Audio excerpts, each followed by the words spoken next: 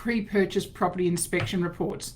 So, when you're actually selling a residential property, you as an agent are subject to record keeping and disclosure requirements.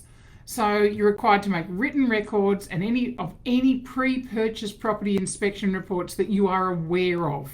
So that's building inspection reports, it's pest inspection reports, it's inspections of documents under Section 182 of the Strata Schemes Management Act. It's a certificate dealing with financial matters in relation to strata.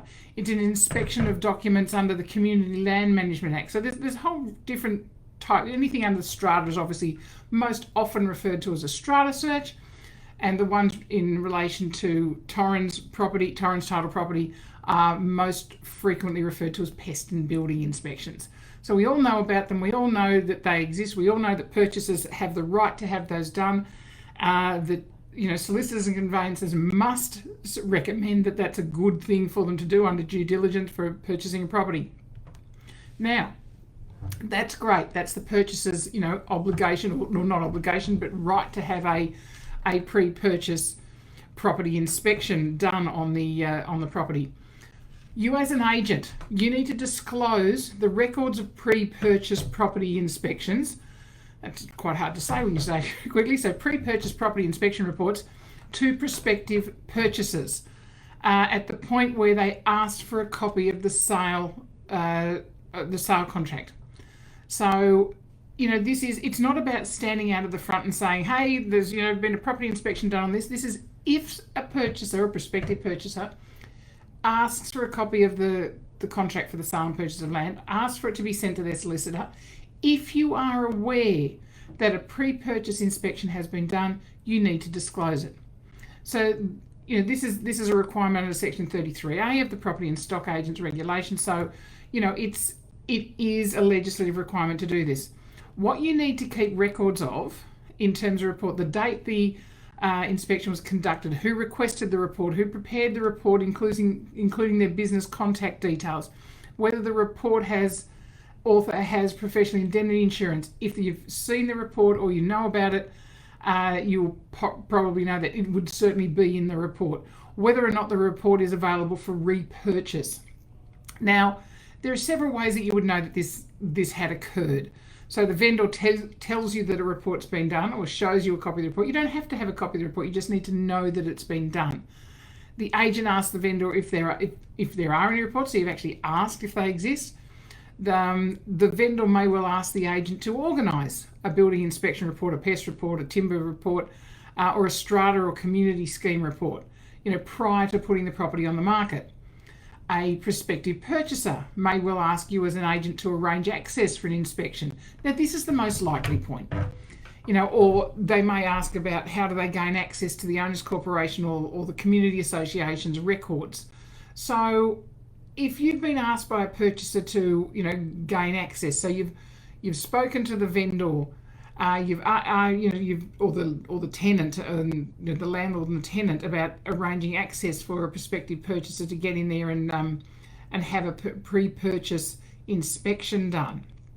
So, one, you're going to know the name of the company coming through.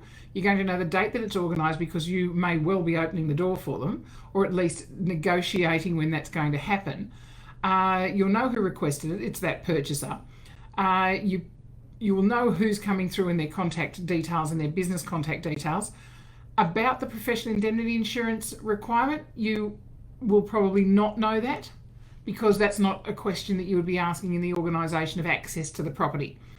And whether or not the reports are available for repurchase, you probably would ask that because you'll want to know for other prospective purchasers who are coming through if this prospective purchaser doesn't buy the property. Now, you're only required to keep records of reports that you are aware of, and as it says, or that can be reasonably obtained. What does reasonably obtained mean? It means, you're not expected as an agent to go and make exhaustive searches and inquiries to find out if reports have been completed. However, you'll know about it if you've helped to arrange it or if the vendor has provided you with details of it. There's your, reasonably obtained. You're as an agent, you're not going to be liable if another party withholds information about the existence of a report. So if a vendor's had a report done and they don't tell you about it, they don't show it to you because they're not happy about something in there, then it's you can't. They're not liable. You're not liable in terms of that. The vendors do not have to tell the agent that's selling their home about any pre-existing property reports on the property, nor do they actually have to purchase any of those reports prior to putting the property on the market. So just remembering, mind you, there's a whole discussion to be had with your vendors in terms of, if purchasers know what to expect, can see what's there, takes a lot of that negotiation about, well, there's all of this wrong with the property, I want to take $100,000 off the offer. Whereas, no, this is what we're offering the property at, and we know about all the problems with the property. If they didn't have those issues, we'd be asking $100K more. Or, where it's a negotiation point there. So it's a discussion that needs to be had with your vendor. You do need to keep records of this. If you know of a report, those records need to be kept for 3 years, as with just about every other record you keep within your agency. And you can keep those electronically, you can keep them in your paper file. If you relist that property, then it's something that you've got information about. And obviously your files and all of those records can be requested to be reviewed by a authorised officer or an officer of New South Wales Fair Trading, at any time within those 3 years. For not doing this, there are penalties. So penalties of up to $4,400 apply to a corporation, $2,200 to an individual licence holder where there is non-compliance with the record keeping and the disclosure requirements. So guys, you've got to do it. Make sure that if you're aware of it, if you're organising it, and it's quite frequent, so it's not something that's just every so often. It's something that you need to think about, or actually more than think about. It's something you need to do. So guys, make sure that's happening. Make sure those notes are in your files. Electronic or paper, doesn't matter.